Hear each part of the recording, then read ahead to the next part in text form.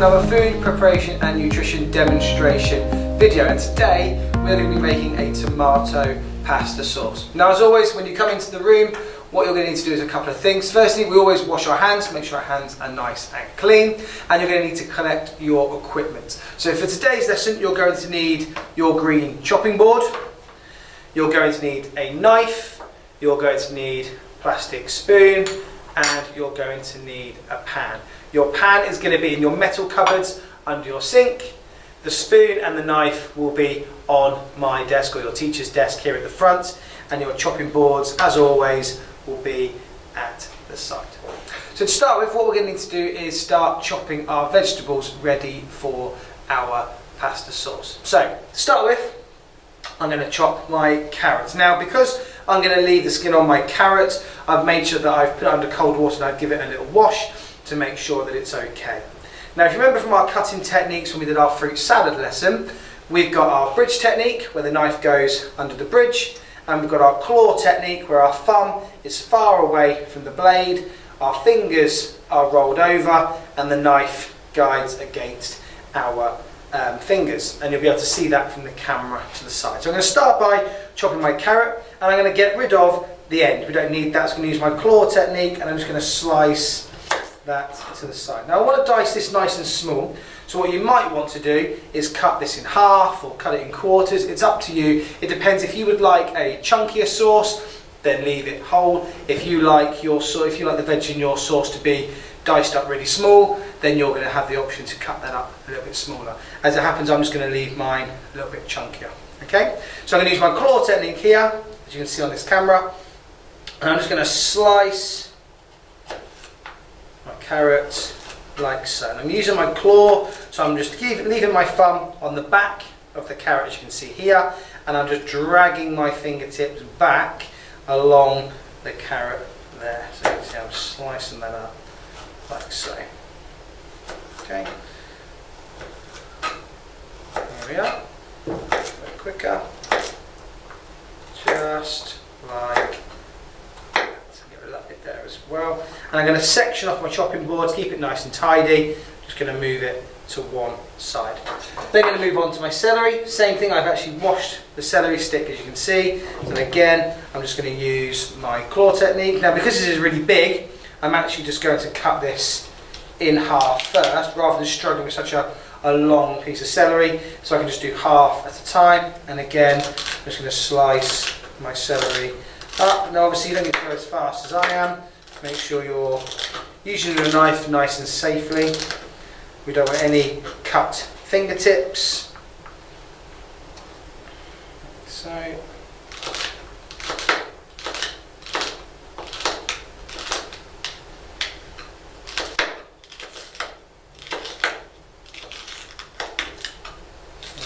going to get rid of that piece there. You can see just sectioning off my chopping board to keep it looking nice and tidy, and my rubbish is at one side.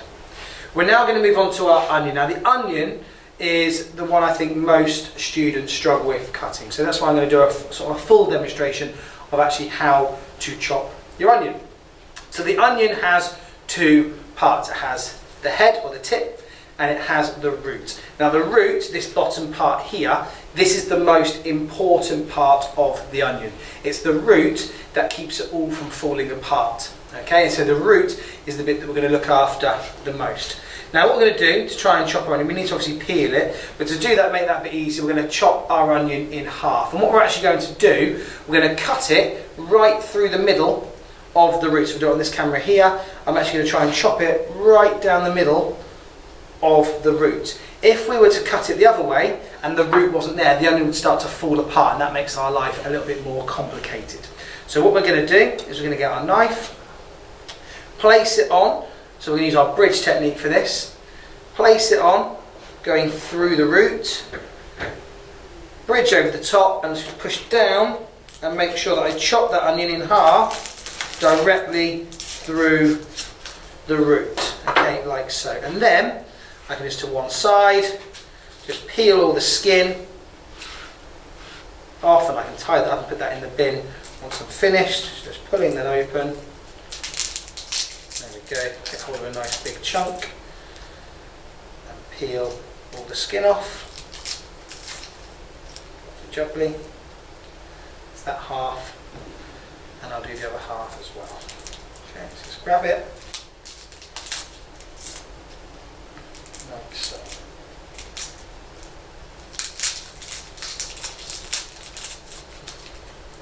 Sorry, it's not very exciting on camera. Just got to try and peel it. Get rid of all that skin. We don't want that skin going into our dish.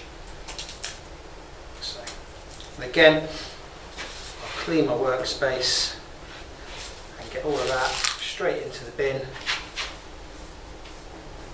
to keep my area nice and tidy. Like so. And as you can see, where I've cut that, you see on this one, I've got some of the root on both pieces of that onion. That's really, really, really important. So I'll do half of it just to show you. So what we're going to do now is we're going to slice the onion towards the root. So we're going to have the root at 12 o'clock. Imagine this was a clock face. The root is now away from me at 12 o'clock. And I'm going to put some slices in, but I'm not going to slice all the way through. I'm going to stop before I hit the root. And you'll be able to see that on this camera in a little more detail. So I'm going to place that there. And using my claw technique, I'm actually going to put the point of the knife into the onion, but not all the way through. So you can see I'm going to push it in and just drop it back. And again, point in and drop it back. And you'll be able to see, once I've done this cut, and it's a series of 3 different cuts to be able to dice an onion, using my claw technique. And when I get towards the end, I always change to the bridge technique. It's a little bit more comfortable for me. You'll be able to see, when I pick that up, it's not going to fall apart. So because that root is still there, even though I've sliced it, that isn't going to fall apart. What I'm then going to do, I'm going to turn the root to face to 9 o'clock on the clock, so pointing to my left because my knife's in my right hand. And I'm now going to do a horizontal cut. So I'm now going to slice through this way here. So I'm going to put my fingers on the top and very carefully, not going to hit my fingers, just going to do a little slice. Again, I'm not going to go all the way through to the root. I'm going to stop and then going to pull the knife out. It will start to a little bit fall apart, but mainly stay together. And now keeping it at 9 o'clock, I'm actually going to use the claw technique again, and I'm going to slice. And as you can see, try and dice all of that up. And you end up with just a tiny bit here that can go in our waste pile. Once you've sliced all of your veg up, you can put all your veg into the pan and you're ready to move on to the next stage, which is the actual cooking part. What I'm going to do, we're going to cut there because I'm going to finish slicing the other half of my onion, and then I'm going to move the side camera here over to the hob so you can see the cooking process a little bit better. I'll see you in a second. Okay, welcome back. So all of my vegetables are in the pan. So what we need to do now is transfer that over to my hob. Now, I'm obviously using a gas hob, but some of you in the class will be using an electric. So obviously how you turn them on are slightly different. If you've got the electric hob, you just need to turn the dials to probably around about number 4 or 5, just to start with. And again, part of this is going to be around temperature control, so you might need to change that temperature as time goes on. But to start with, around about 4 or 5, be perfect. On the gas, you're going to want to put it to around halfway, and I'll show you how to turn the gas on here. So what we're going to do is going to find which ring we are for the gas. So I'm going to use this top left one to me here. So I find the dial that matches, push down the white dial and turn to the double circle. You'll see that there, and you'll start to hear the gas coming out. And from there, just press and hold the black button until the flame appears, and I'm going to then release and turn that to just under or around about halfway. And I'm going to place my vegetables, sitting my vegetables in the pan currently, on that heat. I'm going to saute them for around 3 to 5 minutes. So I just want the onions really to start sweating and sort of cooking off. So I don't need to stir it continuously. I'm just going to move it around the pan ever so slightly, and I'm going to let the heat get to the onions, the carrots and the celery. What I'm going to do, I'm not going to make you watch for the whole 5 minutes. So again, we'll do another cutscene when we're ready for the next part. See you in a second. Okay, so I've had my vegetables on the heat for around 5 minutes now, just sauteing them just to try and soften them up ever so slightly. I've taken mine off the heat just so I can do this bit to camera. In lesson, you can keep yours on the heat whilst you add the next ingredients. So as you can see in front of me, I've got a tin of chopped tomatoes and I've got my tomato puree. And all I'm going to do is open my tin of chopped tomatoes and I'm going to add those into, there you can hear it's still hot. It's not on the heat, but it is still hot. And I'm going to open up my tomato puree and I'm going to add a good amount of tomato puree into there as well. Now if you are someone that really loves that tomatoey flavour, like I do, you're going to want a bit more tomato puree. For those of you who just like it, you're not too keen on the over tomatoey taste, then you're going to want to put a little bit less, but we can help you with amounts. Once you've done that, obviously yours will stay on the heat. I'm just going to turn mine back on.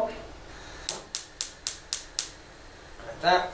You want to mix all that in with the veg. Now what we are looking to do is what we call reduce this down. You want to thicken the sauce up. Now obviously what you would have seen when you just pour the tinned tomatoes into your pan, that would have been quite watery. It's the water from obviously the tin.